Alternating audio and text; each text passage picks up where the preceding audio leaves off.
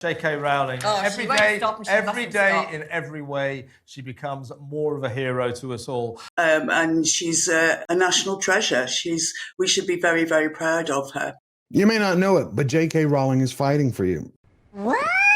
She's a one-woman army defending free speech, women's rights, and children. Britain is regaining its common sense when it comes to... We've been through 20 years of insanity where we've manipulated children, and it looks like we're getting back to normal, and J.K. Rowling is the hero of the hour. Indeed. They're losing, she's winning. Good. Cancel culture just branded her as a Holocaust denier. Why? It's just another smear tactic in a long campaign to punish Rowling, all because she dared to have her own opinions. And it all started long ago when she put out her first tweets about a woman who lost her job over a tweet. Over the last few weeks, Rowling has dared the Scottish government to lock her up and then went scorched earth on has-been actors Daniel Radcliffe and Emma Watson. Well, let's be honest. Without Harry Potter, those two would be casting spells only at Renaissance fairs. Right now, J.K. Rowling is not just a writer. She is a warrior, and she knows only too well that once you bend your neck, you'll forever be on your knees. So she decided to fight.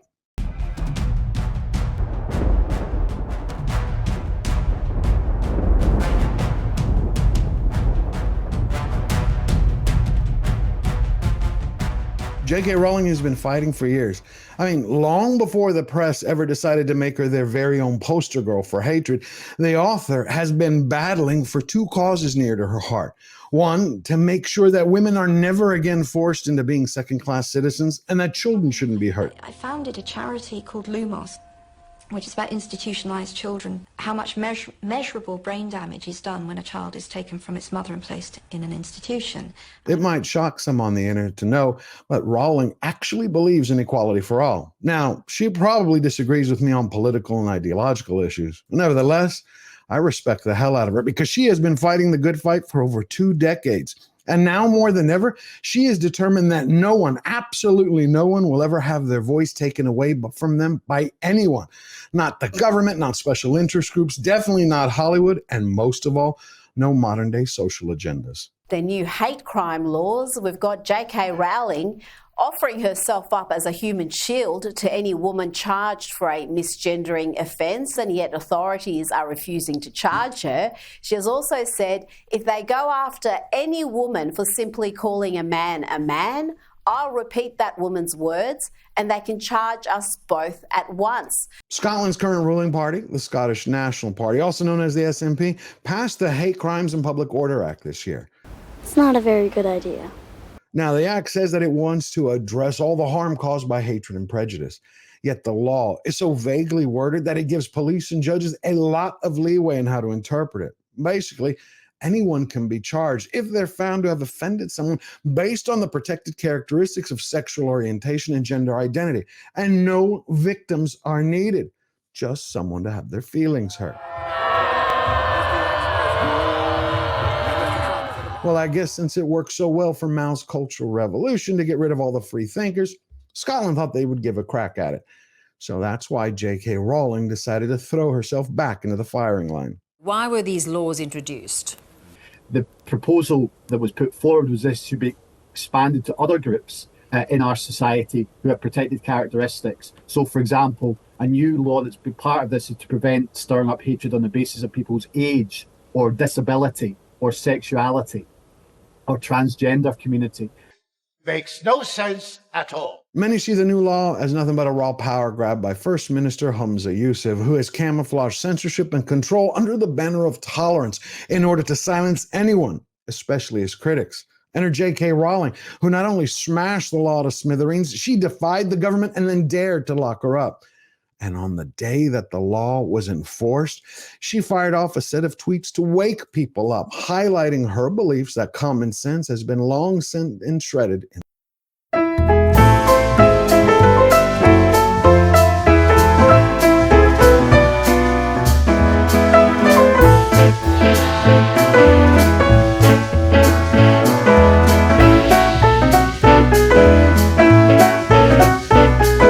Will not stop stop battling political correctness or the bureaucrats hiding in the shadows, passing laws for their own benefit to gain more power. The writer proves yet again that her wand is just like her, made of pure backbone. So many people just go along with whatever is demanded of them, say whatever they're told to say. There is something wrong, actually wrong, about pretending that things are not as they are. They lead to terrible real-world consequences, and there's examples that have vindicated her on this. The go-along, get-along philosophy is how you breed sheep, not raise strong men and women to live full, rich lives. And in order to fight back, all you have to do is hold fast to what you believe in and never stop being you. That's exactly what J.K. Rowling did. And that's the reason why now she keeps taking bullets from all sides. Her gender critical politics, now they are nasty and they have had real world effects. I would just think about the moment a few months ago when I heard somebody I know who's trans say they really are seriously considering leaving the country. In case you didn't know, activists long ago branded the writer as a TERF, which is basically short for trans exclusionary radical feminist, which also just happens to be the mildest thing they've ever said about her. It's incredible, isn't it, that here's a woman who's vilified for writing really compassionately about trans people as well as women. The good news is that the Wizard of Words isn't alone. She has supporters all over the world, and thank goodness for that, because so many are coming out for her blood. J.K. Rowling, it is baseless and disgusting to claim I am a Holocaust denier. This is the latest tactic from all the mouth-watering trolls who want to paint the author with headlines that she can't recover from. But I got bad news for them all. She's not going to fall, because editor and journalist Rivka Brown of Navarre Media News already apologized for her attacks. Yes, why?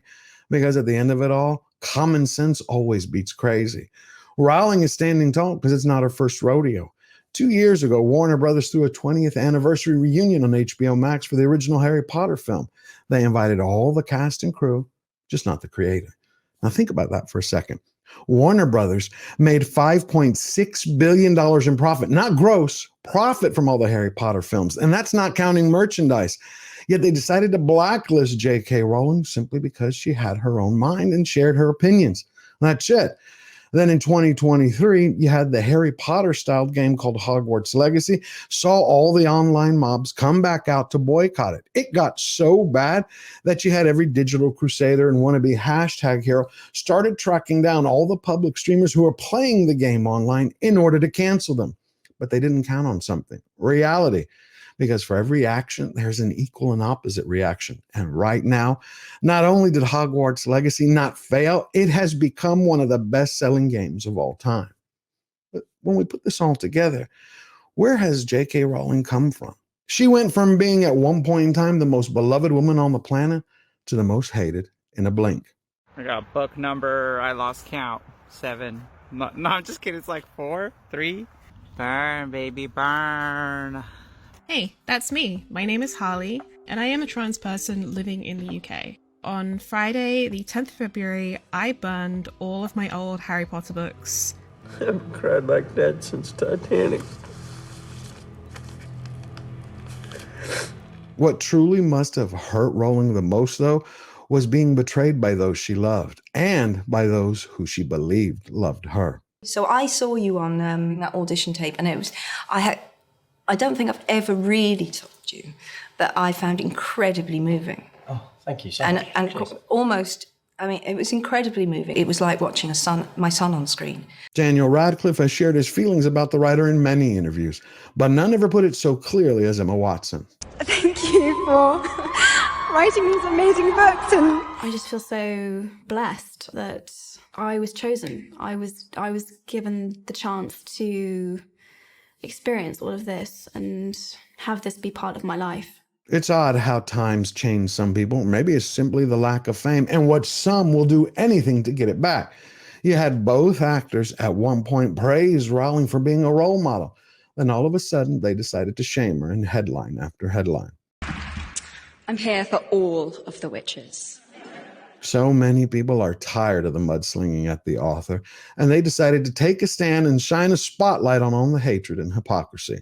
it has been horrific to watch these self-proclaimed feminists, a la Emma Watson, the person who was made essentially by the wizarding world of Harry Potter, who says to the public that she's a feminist, how quickly she was willing to throw J.K. Rowling under the bus to help men. Let me just tell you, Candace Owens isn't the only one who has said enough is enough.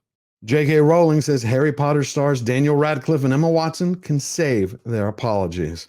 The die is cast. There is no returning to the old warm and fuzzy days at Hogwarts for the has-been actors who threw shade at the woman who made them. For Radcliffe and Watson, if they had spirit animals, I'd bet they'd be weasels. As for J.K. Rowling, she has bigger balls than those who are attacking them. Right now, what the writer's doing is so important in the world, not many people realize it.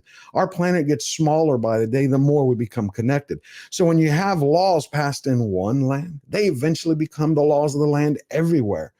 But instead of J.K. Rowling deciding to stand on her laurels, counting her billions, she has taken a stand, and she's going to make history by becoming the voice for the voiceless. Now, if you like this video and found value in it, hit the subscribe button, leave your thoughts in the comments down below, and share with everyone you know.